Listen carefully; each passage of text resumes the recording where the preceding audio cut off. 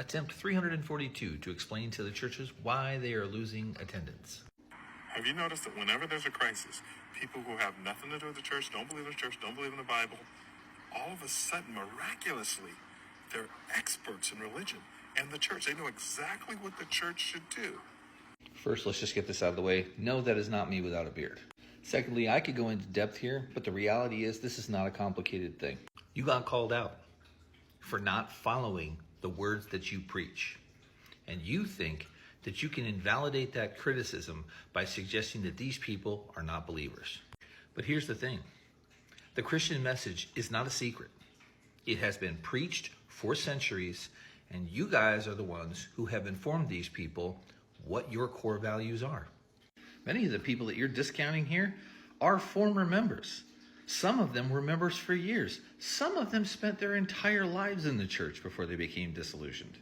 So given all that, how do you figure that theirs is an uninformed opinion? And by the way, a lot of them are still believers. They just practice individually, a one-on-one relationship with God.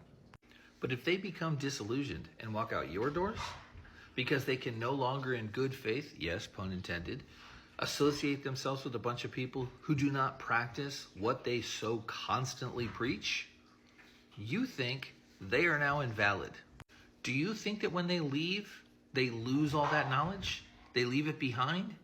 They suddenly don't remember anything that you preached to them Sunday after Sunday, sermon after sermon? Of course they still remember. Let's call this what it is. Your ego is hurt because they left. Because they heard what you had to say and they left. Worse yet, they not only left, but when they see you not living up to the tenets again, they point it out so other people can see it too. You're mad because what they say, what they expose, continues to help erode your credibility. You know the ironic part about it is, you can regain your credibility just by living up to what you preach. You might even regain them as followers if you started doing that. But you're too prideful. You don't want to hear that you have also fallen short of the glory of God.